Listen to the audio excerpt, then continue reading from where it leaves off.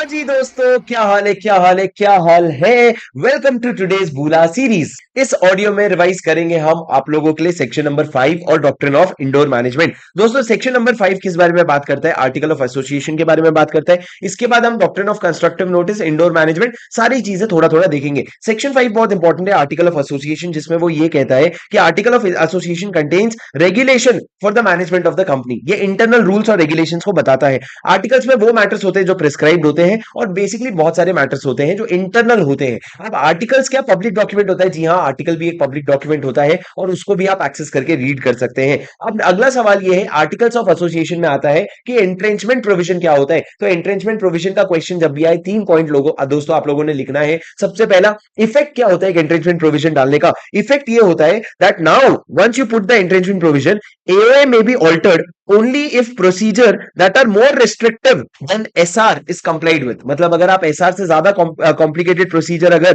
Comply करते हो तभी ऑल्टरेशन हो सकता है, ऐसा आपने लिखा है। दूसरा, ये एंट्रेंचमेंट का प्रोविजन आप इंसर्ट कब करते हो? तो आप या तो फॉर्मेशन के वक्त इंसर्ट कर सकते हो या फिर बाद में एओए में अमेंडमेंट करके भी इंसर्ट कर सकते हो। लेकिन अगर आप अमेंडमेंट कर रहे हो ना, तो उस केस में सारे मेंबर्स का अप्रूवल लेना पड़ेगा, अगर आप प्राइवेट कंपनी हो तो। और अगर आप पब्लिक कंपनी हो तो एसआर पास करके काम चल जाएगा। तो पब्लिक कंपनी में एसआर और प्राइवेट कंपनी में सारे मेंबर्स का अप्रूवल। और तीसरा सबसे इंपॉर्टेंट पॉइंट कि जब भी आप एओए में इंटेंशन प्रोविजन डाल देते हो ना, तो आपको रजिस्ट्रार को बताना पड़ेगा। अब किस तरीके से बताओगे? अगर नया कंपनी बना रहे हो तो स्पाइस प्लस फॉर्म से काम हो जाएगा, पर अगर नया कंपनी नहीं है तो आपको एक फॉर्म बनाना पड़ेगा एमजीटी 14, और वो एमजीटी 14 को 30 डेज के अंदर आप जमा करोगे कि हमने भैया एंट्रेंचमेंट प्रोविजन अपने एओए में डाला है। ये 3 चीजें क्या है? या 3 चीजें आपके एंट्रेंचमेंट प्रोविजन से रिलेटेड है। आप पहला बताते हो इफेक्ट, दूसरा आप इंसर्ट करते हो, और तीसरा नोटिस टू आरओसी। ये तीनों चीजें आप डालोगे। उसके अलावा आपका एओए का पार्ट मॉडल्स जो है वो दिया हुआ है पार्ट टेबल FGHIJ में, और ये सारे मॉडल्स जो है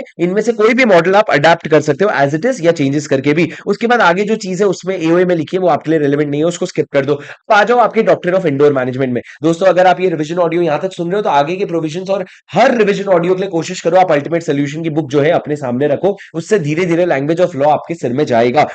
आगे मैंने क्या कहा? आपका डॉक्ट्रिन ऑफ इंडोर मैनेजमेंट। दोस्तों, मेरी बात प्लीज ध्यान से सुनना। डॉक्ट्रिन ऑफ इंडोर मैनेजमेंट क्या कहते हैं? वो 3 पॉइंट कहते हैं। सबसे पहला, जो भी पर्सन कंपनी के साथ डील कर रहा है, he can not be have assumed to have knowledge of the internal affairs of the company. उसको अंदर की बातें नहीं पता। दूसरी चीज, स्टेक होल्डर ने ये इंक्वायरी भी करते नहीं बैठना चाहिए कि तुमने मीटिंग बुलाई क्या, मीटिंग हेल्ड करी क्या, कंडक्ट करी क्या। बिल्कुल भी नहीं। वो तुमसे सिर्फ पूछ सकता है पर इंक्वायरी नहीं कर सकता।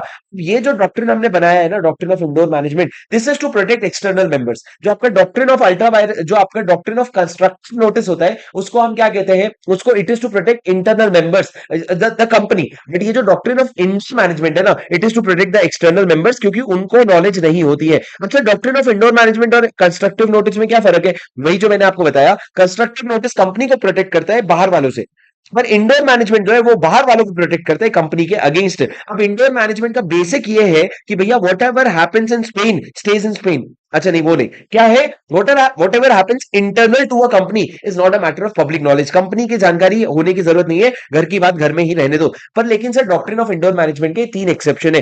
3 एक्सेप्शन है, प्लस 2 पॉइंट्स ऐड हुए, वो मैं आपको बताऊंगा। पर 3 एक्सेप्शन क्या है? पहला, नॉलेज ऑफ इरेगुलरिटी। आपको अगर हल्का हल्का पता चल गया था कि कोई इरेगुलरिटी है तो डॉक्ट्रिन ऑफ इंडोर मैनेजमेंट नहीं बचाएगा आपको। दूसरा, अगर नेग्लिजेंस हुआ है, नेग्लिजेंस मतलब क्या? आप थोड़ा सा एफर्ट डालते तो आपको इरेगुलरिटी के बारे में पता चल जाता, पर आप नेग्लिजेंट रहे। तीसरा, फोर्जरी का अगर केस है तो फोर्जरी के केस में डॉक्ट्रिन ऑफ इंडोर मैनेजमेंट काम नहीं आता है। 2 और पॉइंट इन्होंने ऐड किया है sir. Point number 4, where there is a question with regard to existence of agency, कि एजेंसी का कॉन्ट्रैक्ट था कि नहीं था, इसी को लेके क्वेश्चन है, तो आपका डॉक्ट्रिन ऑफ इंडोर मैनेजमेंट आपको हेल्प नहीं करेगा। और लास्ट, अगर कोई एक्ट अल्ट्रा वायरस है कंपनी के लिए ही तो भी आपको इंडोर मैनेजमेंट हेल्प नहीं करेगा, क्योंकि इंडोर मैनेजमेंट जो है वो कंस्ट्रक्टिव नोटिस का ऑपोजिट है। पर डॉक्ट्रिन ऑफ अल्ट्रा वायरस का तो ध्यान रखना आपको पड़ेगा। ये पूरा का पूरा आपका क्या था? डॉक्ट्रिन ऑफ इंडोर मैनेजमेंट और डॉक्ट्रिन ऑफ कंस्ट्रक्टिव नोटिस।